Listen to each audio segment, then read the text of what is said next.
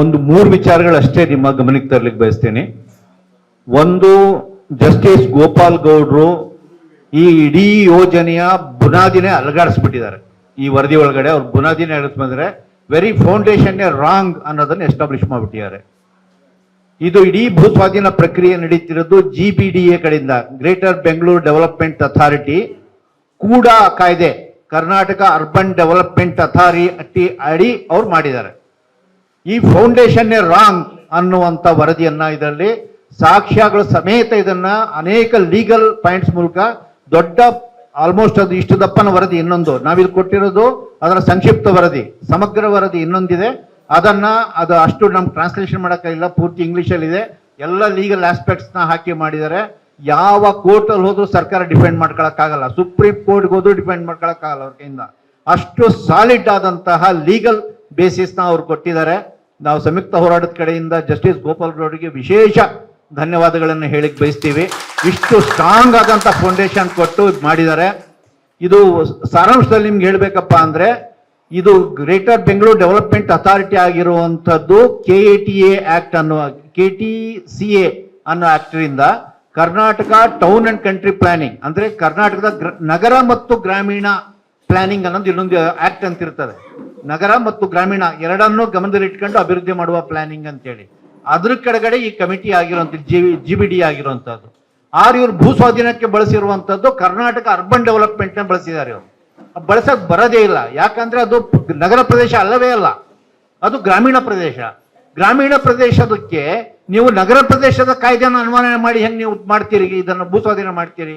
ಆ ಸ್ವಾಧೀನ ಪ್ರಕ್ರಿಯೆನೇ ಅವ್ರು ಹೊಡೆದಾಕ್ಬಿಟ್ಟಿದ್ದಾರೆ.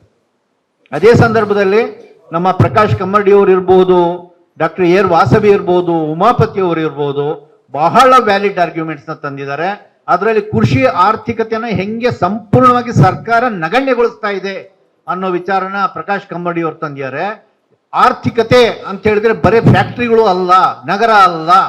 ಆರ್ಥಿಕತೆ ಅಂತ ಹೇಳಿದ್ರೆ ಅದು ಗ್ರಾಮೀಣ ಪ್ರದೇಶ, ಅಲ್ಲಡಿರುವಂತ ಕೃಷಿ, ಅಲ್ಲಡಿರುವಂತ ಹೈನುಗಾರಿಕೆ, ಅಲ್ಲಡಿರುವಂತ ರೇಷ್ಮೆ, ಪ್ರತಿಯೊಂದು ಕೂಡ ಆರ್ಥಿಕತೆಯ ಭಾಗ.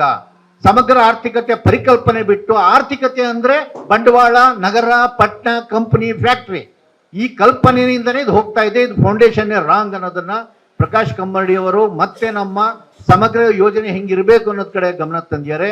AR ವಾಸವಿ ಅವರು ಬರೇ ರೈತರು ಮಾತ್ರ ಅಲ್ಲ, ರೈತ ಕೂಲಿಗಳು, ಅದಕ್ಕೆ ಸಂಬಂಧಪಟ್ಟಂತ ಬದುಕು, ಸಂಸ್ಕೃತಿ ಎಲ್ಲ ಹೆಂಗೆ ನಾಶ ಆಗ್ತದೆ, ಬೆಂಗಳೂರಿಗೆ ಇದು ಹೆಂಗೆ ಕಂಟಕ ಆಗುತ್ತೆ ಅನ್ನೋದನ್ನು ಕೂಡ AR ವಾಸವಿ ಅವರು ಮಾಡಿದ್ದಾರೆ. ಉಮಾಪತಿ ಅವರು ಇಡೀ ರೈತರ ಅಂತಃಕರಣವನ್ನು ಹಿಡಿದಿಟ್ಟಿದ್ದಾರೆ. ಅವರು ಬಹಳ ಅದನ್ನು ನೀವು ಓದ್ರಿ, ಉಮಾಪತಿ ಅವರು ಹೇಳಿರುವಂತಹದ್ದು ಎಷ್ಟು ಡಿಸ್ಟರ್ಬ್ ಆಗಿ ಬರ್ದಿದ್ದಾರೆ ಅಂತ ಹೇಳಿದ್ರೆ, ಅವತ್ತಿನ ಪಬ್ಲಿಕ್ ಹಿಯರಿಂಗ್ ನಲ್ಲಿ ಜನರು ತಮ್ಮ ಕರಳನ್ನು ಮಾತಾಗಿಸಿ ಇವತ್ತು ಮಾತಾಡಿದ್ರು ಅಂತ ಹೇಳ್ತಾರೆ ಉಮಾಪತಿ ಅವರು. ಅಂತ ಒಂದು ಆ ನೋವನ್ನ, ಆ ಸಂಕಟವನ್ನು ಇಟ್ಕೊಂಡು ಮಾಡ್ಕೊಂಡ್ರು ಅಂತೇಳಿ. ಈಗ ಪಾಯಿಂಟ್ ಇಷ್ಟೇನೆ, ಮೊದಲು ನಮಗೆ ಹೋರಾಟಗಾರರಿಗೆ ಸ್ಪಷ್ಟ ಆಗಿತ್ತು, ನಾವು ಒಂದೇ ಸರಿ ತೀರ್ಮಾನ ಮಾಡಿದ್ದಲ್ಲ ಸಂಯುಕ್ತ ಹೋರಾಟ, ಅದನ್ನು ಹೋಗಿ ನೋಡಿ ಚೆಕ್ ಮಾಡಿ ಪರಿಶೀಲಿಸಿ ನಮ್ಮ ಬಗ್ಗೆ ನಮಗೂ ಸುಮಾರು ನಮ್ಮಲ್ಲಿ ಸ್ವಲ್ಪ ಕೆಲವು ಅಳಕು ಅನುಮಾನಗಳಿದ್ದು, ಇಲ್ಲ ಇಲ್ಲಿ ಗೊಂದಲ ಇದೆ, ಡಿವೈಡ್ ಇದೆ, ರಿಯಲ್ ಎಸ್ಟೇಟ್ ಇನ್ಫ್ಲೂಯೆನ್ಸ್ ತುಂಬಾ ಇದೆ, ರೈತರು ಕೂಡ ಸ್ವಲ್ಪ ಕೊಟ್ಕೊಂಡ್ಬಿಡ್ಬೇಕು ಅನ್ನೋ ರೀತಿಯಲ್ಲಿ ಇದ್ದಾರೆ. ಇವೆಲ್ಲ ಒಂದು ಆಲ್ರೆಡಿ ಇರೋದು ನಮ್ಮ ತಲೆಗೂ ಸ್ವಲ್ಪ ಪ್ರಭಾವ ಇತ್ತು. ಆದ್ರೆ ನಾವು ಹೋಗಿ ಕಮಿಟಿನವ್ರ ಜೊತೆ ಮತ್ತೆ ನೋಡಿ ಹಳ್ಳಿ ಓಡಾಡಿ, ಆಮೇಲೆ ನಮ್ಮ ಯಶವಂತ ಅವರಂತೂ ಹೆಚ್ಚು ಕಡಿಮೆ ಅಲ್ಲೇ ಬದುಕ್ಬಿಟ್ಟಿದ್ದಾರೆ. ಸೊ ಅದೆಲ್ಲ ಕೂಡ ಮಾಡಿ, ಅದೆಲ್ಲ ಆದ್ಮೇಲೆ ಅದೆಲ್ಲ ಗ್ರಾಸ್ಪ್ ನಾವೆಲ್ಲ ಕೂಡ ಮಾಡ್ಕೊಂಡ್ಮೇಲೆ ನಮಗೆ ಕಾನ್ಫಿಡೆಂಟ್ ಆಯ್ತು, ನೋ, ರೈತರು ವಿರೋಧವಾಗಿದ್ದಾರೆ, ಈ ಭೂಮಿನಂತೂ ಬಿಡಕ್ ಬರಲ್ಲ, ಇದು ಬಹಳ ಫಲವತ್ತಾದ ಕೃಷಿ ಭೂಮಿ, ಇದಕ್ಕೋಸ್ಕರ ಹೋರಾಟ ಮಾಡಲೇಬೇಕು. ಸಂಯುಕ್ತ ಹೋರಾಟ ಮಾಡಿ ದೇವನಹಳ್ಳಿಗೂ ನಮ್ಗೆ ನ್ಯಾಯ ಅನ್ಸಿತ್ತು, ನಿಂತ್ವಿ, ಗೆದ್ವಿ. ಬಿಡದಿನೂ ನ್ಯಾಯ ಅನ್ಸಿದೆ, ನಿಲ್ತೀವಿ, ಗೆಲ್ತೀವಿ ಅನ್ನೋ ಕಾನ್ಫಿಡೆನ್ಸ್ ಅಲ್ಲೇ ಸಂಯುಕ್ತ ಹೋರಾಟ ಕೈ ಹಿಡಿತು. ಆದ್ರೆ ನಾವು ಮಾತ್ರ ಹೇಳಿರಲ್ಲ, ಹೊರಗಡೆ ಮೀಡಿಯಾದ ಇನ್ನೊಂದು ನಡೀತಾ ಇದೆ, ಹೊರಗಡೆ ಎಲ್ಲ ಪ್ರಚಾರ. ಹಂಗಾಗಿ ನಾವು ಹೇಳಿದ್ರೆ ಆಗಲ್ಲ ಅಂತೇಳಿ ಯಾರಾದ್ರೂ ಅಂತಾರು ನ್ಯೂಟ್ರಲ್ ಇವರು ಬಂದು ವಿಶ್ಲೇಷಣೆ ಮಾಡ್ಲಿ ಅನ್ನೋ ಈ ಕಮಿಟಿನ ಇಟ್ಟಿದ್ದು.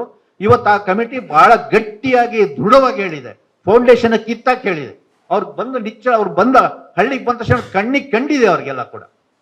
ಈಗ ಕೊನೆಗೆ ಒಬ್ರಿಗೆ ಮಾತ್ರ ಕಾಣಬೇಕಾಗಿದೆ, ಸರ್ಕಾರಕ್ಕೆ ಕಾಣಬೇಕು, DK ಶಿವಕುಮಾರ್ ಅವರಿಗೆ ಕಾಣಬೇಕು. ಅದಕ್ಕೆ ನನ್ನ ಒಂದೇ ಒಂದು ರಿಕ್ವೆಸ್ಟ್ ನಮ್ಮ ಕಡೆಯಿಂದ ಏನಪ್ಪಾ ಅಂದ್ರೆ, ನೀವು ದಯವಿಟ್ಟು ರೈತರ ಜೊತೆ ಮುಖಾಮುಖಿಯಾಗಿ, ರೈತರ ಜೊತೆ ಯಾಕೆ ಮಾತಾಡ್ತಾ ಇಲ್ಲ, ನೀವು ಯಾಕೆ ಕುಮಾರಸ್ವಾಮಿ ಅವ್ರ ಜೊತೆ ಯಾಕೆ ಮಾತಾಡಕ್ ಹೋಗ್ತೀರಿ, ಯಾಕೆ ನೀವು ನೀವು ಮೀಡಿಯಾದಲ್ಲಿ ಏನ್ ಬೇಕಾದ್ರೂ ಮಾತಾಡ್ತೀರಿ ಬಿಡದಿ ಬಗ್ಗೆ? ದಯವಿಟ್ಟು ರೈತರ ಜೊತೆ ಮಾತನಾಡಿ.